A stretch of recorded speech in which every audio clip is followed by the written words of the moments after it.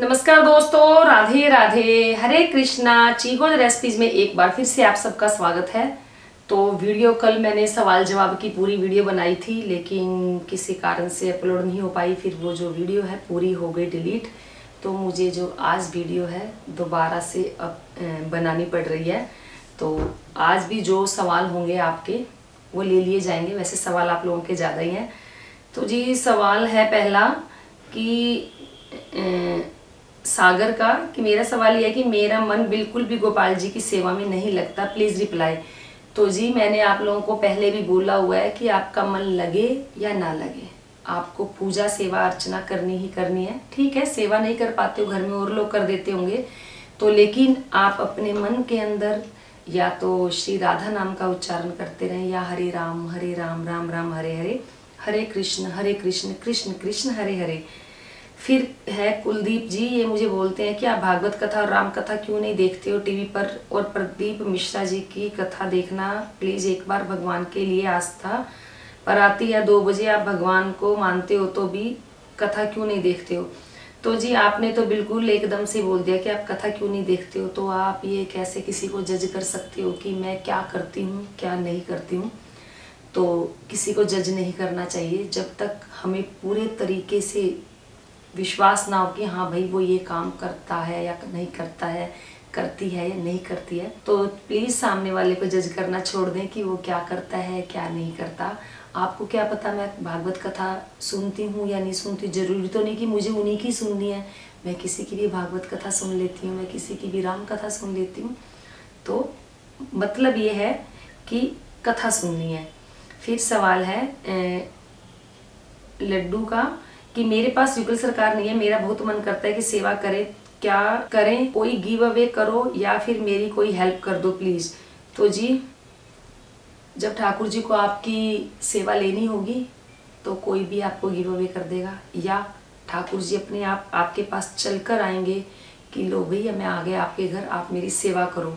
तो बेहतर यही है कि पहले हम अपने आप को इस लायक बनाएं कि ठाकुर जी खुद चल के हमारे पास आए, या यही कह सकती हूँ कि हरि की इच्छा भी नहीं हुई कि आप उनकी सेवा करें।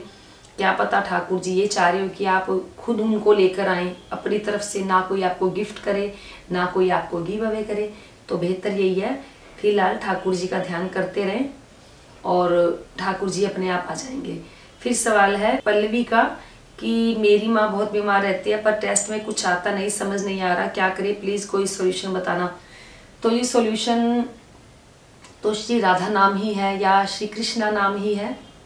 और जब भी रात को सोएं ये सोचकर सोएं, अफर्मेशन यही डालें कि एनर्जी, ये जो ब्रह्मांडीय ऊर्जा घूमती है ये कहीं ना कहीं हमारी सब बातें सुनती हैं। अगर हम इनका आवाहन करते हैं तो वो आते भी हैं सूक्ष्म रूप में, लेकिन हमें दिखाई नहीं देते हैं, लेकिन अपना एहसास करवा जाते हैं कि हाँ भाई मैं हूँ। तो रात को सोने से पहले आप यही सोचें कि जो मेरी माँ है वो ठीक हो रही है, वो ठीक हो रही है, वो ठीक हो रही है।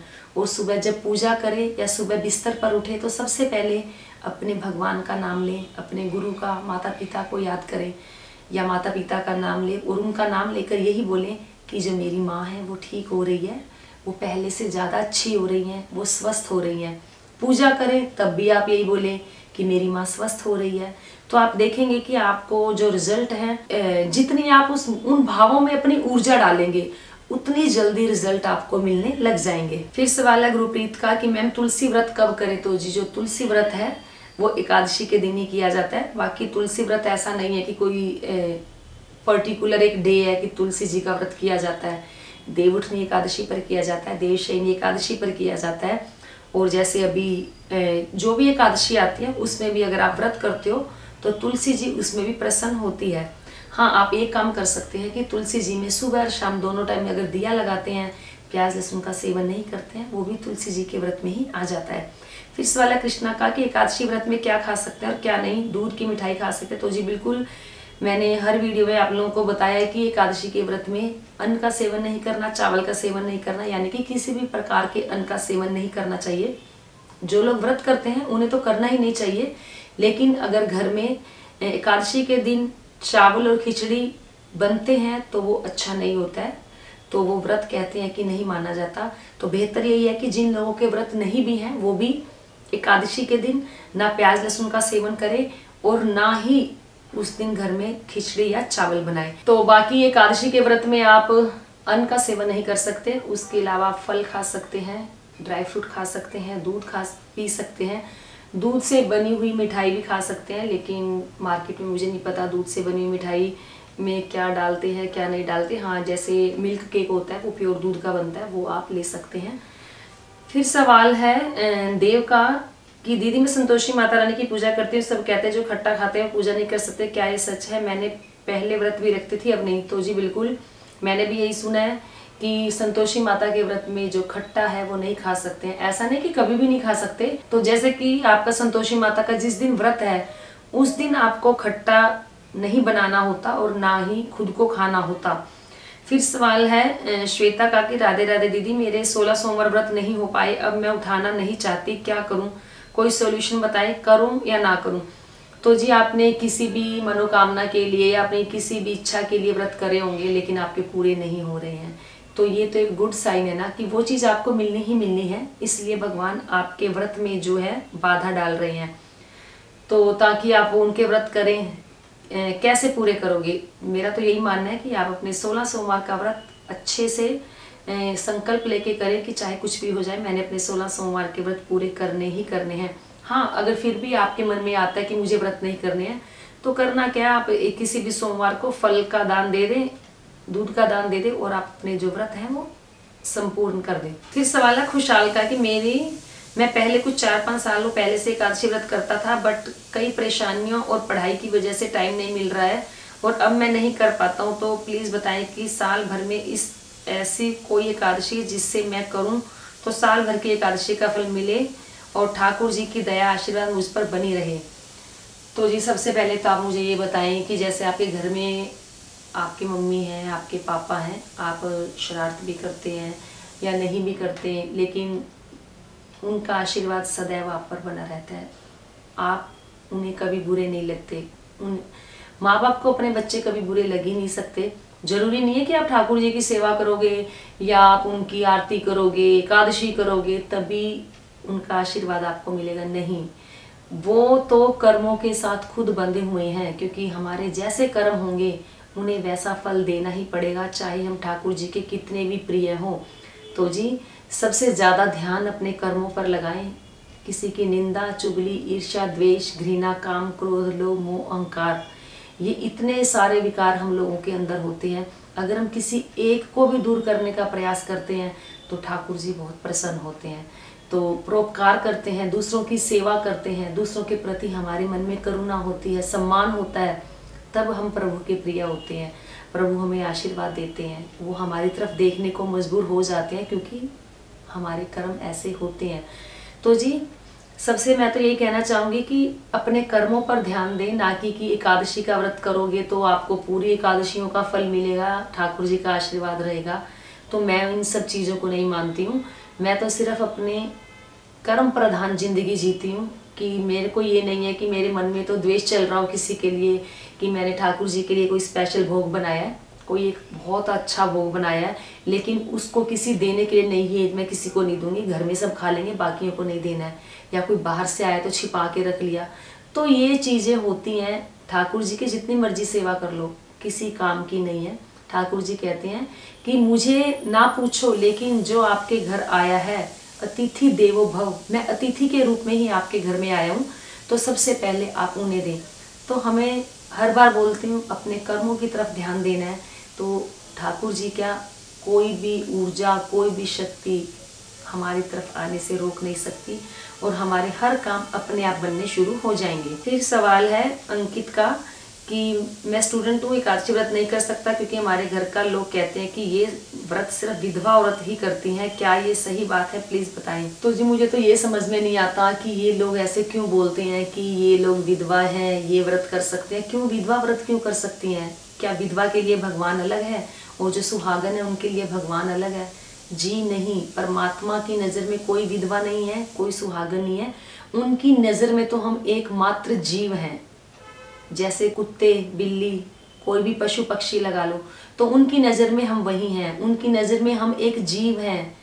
तो यहीं से आप हिसाब लगा लो कि परमात्मा की नज़र में कोई विधवा नहीं है, परमात्मा की नज़र में कोई सुहागन नहीं है, कोई पुरुष नहीं है, कोई स्त्री नहीं है, कोई बच्चा नहीं है, कोई बूढ़ा नहीं है, उनके लिए मात्र हम एक जीव हैं।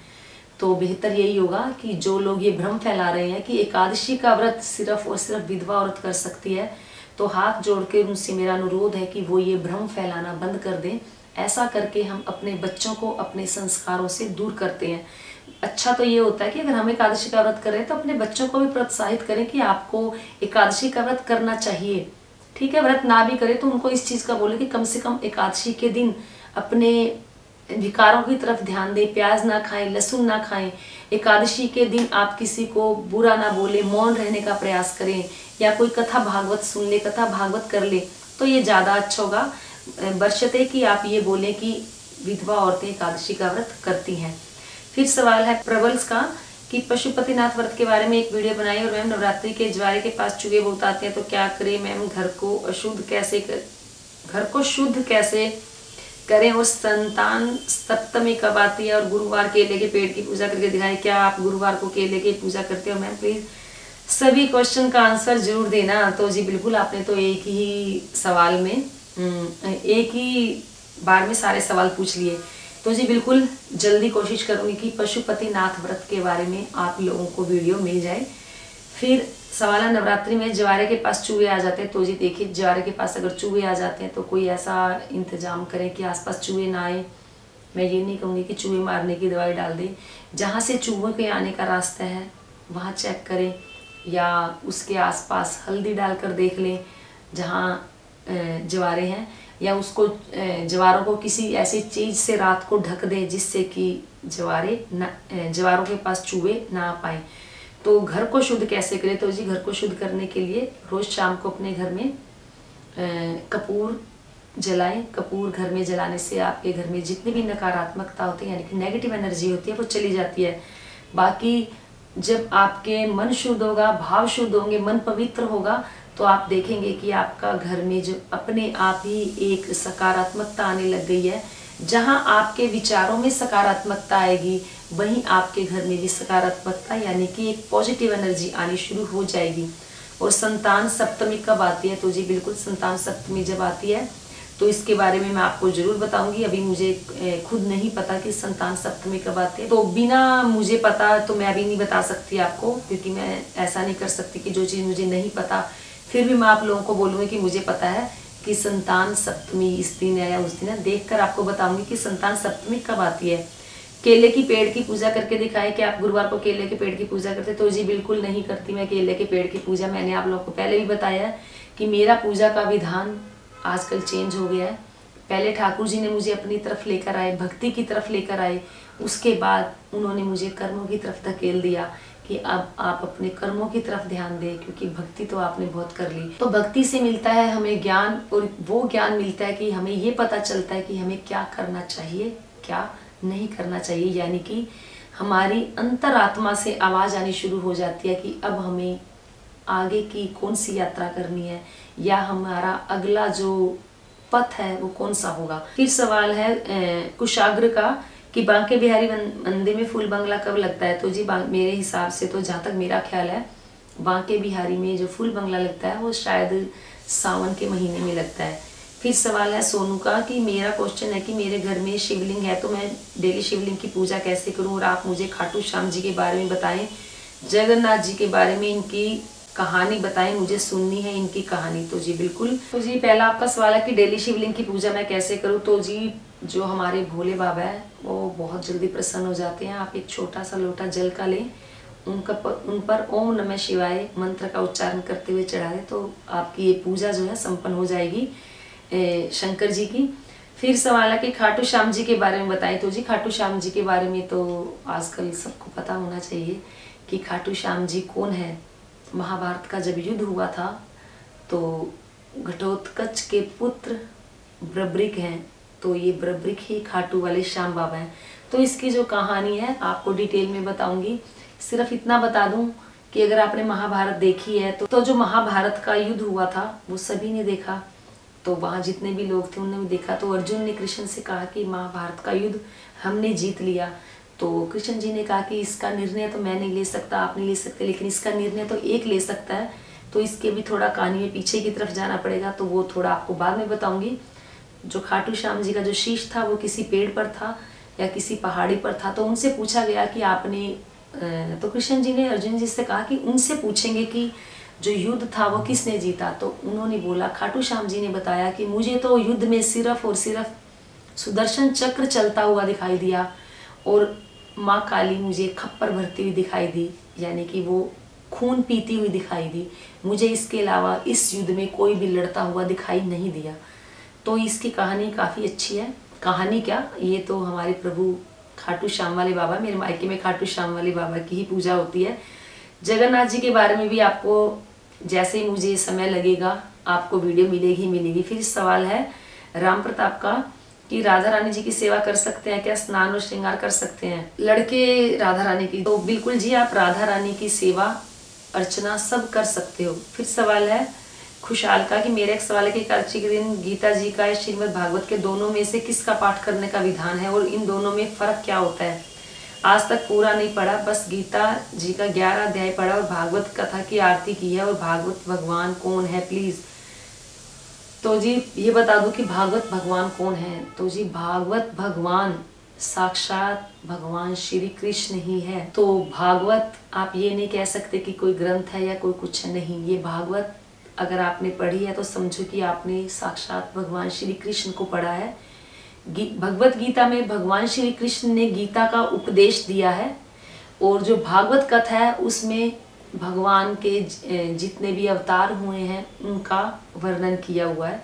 सीख हमें दोनों से ही मिलती है, हाँ सीखने वाला होना चाहिए। गीता भी आप जितनी बार भी पढ़ेंगे गीता आपको उतनी बार नहीं लगेगी, क्योंकि जब भी आप गीता पढ़ने शुरू करते हैं, जैसे कि मैं जब भी गीता पढ़नी शुरू करती हूँ तो जो हमारा मानसिक स्तर है हर बार अलग अलग होता है।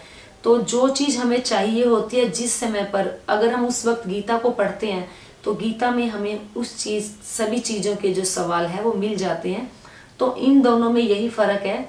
भगवत गीता में भगवान श्री कृष्ण ने उपदेश दिया है, जीने की कला सिखाई है उसमें उन्होंने हमें। तो यूं समझ लो कि वो एक मैनेजमेंट ग्रंथ है जिसको पढ़ने से हमें हर चीज़ मैनेज करनी आती है अपने जीवन की। जो भागवत कथा है उससे हमें भगवान के बारे में ज्ञान होता है कि भगवान कौन है। साक्षात भागवत जो है भगवान है, भगवान श्री कृष्ण है। इन दोनों में ये फर्क है।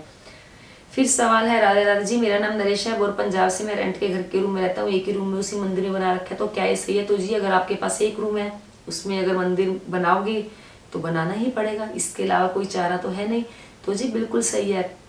हमेशा यही सोचो कि जो होता है हरी इच्छा से होता है। फिर सवाल है स्वास्तिका कि आपने जगन्नाथ जी कहाँ से लिए। तो जी जो मेरे घर में जगन्नाथ प्रभु पधारे हैं वो पधारे हैं उड़ीसा से ही, जगन्नाथपुरी से ही आए हैं। फिर सवाल है गिली ब्लॉग का कि मैं इस बार नवरात्रि रखना चाहता हूँ, तो आप बता सकते हैं कि कैसे मैं व्रत रखूँ। तो जी बिल्कुल अभी आगे आगे आपको वीडियो नवरात्रों की ही मिलेगी। फिर सवाल है हरी प्रिया का कि मैं आप कितने नंबर के जगन्नाथ जी रखे हैं, उनका प्राइस कितना है, मुझे अभी मंगवाने हैं इसलिए पूछ कौन से लेने चाहिए, लकड़ी के या कोई और। तो जी मुझे नहीं पता कि ये मेरे जो घर में विराजमान है प्रभु जगन्नाथ जी कितने के आए हैं। मुझे किसी मेरे सब्सक्राइबर ने मुझे उपहार के रूप में दिए थे, 8 इंच के हैं। तो अगर लकड़ी के आप लोगों को मिल जाते हैं तो बहुत ही अच्छा है। फिर सवाल है सागर का कि मेरा दूसरा सवाल ये है कि पूजा करते समय धूप लगाना जरूरी होता है क्या, लेकिन इस मंदिर में तो ड्रेसेस भगवान जी की डाली जाती है उसमें ब्लैक डल हो जाते हैं, तो क्या करें प्लीज। तो जी जरूरी नहीं है कि आप अपने मंदिर में धूप लगाओ, आप सिर्फ दिया जलाओ, हाथ जोड़ो, वही काफी है। फिर सवाल है जसमीत का कि please tell me Lakshmi ji की आरती क्यों नहीं करनी चाहिए, बाकी भगवान जी की आरती करते हैं तो क्या वो चले जाते हैं, मॉर्निंग और इवनिंग दोनों टाइम कर सकते हैं आरती, तो क्या दिवाली पे आरती नहीं करूं। तो जी मैंने यही सुना है कि दिवाली पर लक्ष्मी जी की आरती नहीं की जाती और मैं लक्ष्मी जी की आरती नहीं करती हूँ। और वैसे भी अगर आप अपने घर में ओम जय जगदीश हरे की आरती करते हो तो सभी देवी देवताओं की आरती अपने आप ही हो जाती है। ऐसा नहीं कि घर में हम अब इतने देवी देवता इतने भगवान है कि हम सबकी आरती, देखो मैं तो नहीं करती हूँ, मैं सिर्फ आरती कुंज बिहारी की करती हूँ और ओम जय जगदीश हरे आरती करती हूँ। इनमें सभी परमात्मा की सभी भगवान की आरती आ जाती है। हाँ लक्ष्मी जी की आरती मैं कभी नहीं करती हूँ और कहते हैं कि नहीं करनी चाहिए। बाकी अपने अपने जो मैंने सुना, जो मैं करती हूँ वो मैंने आप लोगों के साथ शेयर किया। तो क्योंकि लक्ष्मी तो हमारे को अपने जीवन में चाहिए ही चाहिए होती है। तो कहते हैं कि भगवान लक्ष्मी की आरती करके हमें विदा नहीं करना चाहिए। हाँ, ये नहीं है कि बाकी भगवान विदा हो जाते हैं, ऐसा भी नहीं है। लेकिन अगर हम भगवान श्री विष्णु जी की आरती करते हैं, कृष्ण जी की आरती करते हैं, क्योंकि भगवान श्री कृष्ण विष्णु जी का ही रूप है। तो कहते हैं कि जहाँ हरि विष्णु है वहाँ लक्ष्मी जी होंगी ही होंगी, और जहाँ माता लक्ष्मी है वहाँ साक्षात हरि को आना ही होगा, क्योंकि वो दोनों एक दूसरे के बिना अधूरे हैं। फिर सवाल है अनंत का।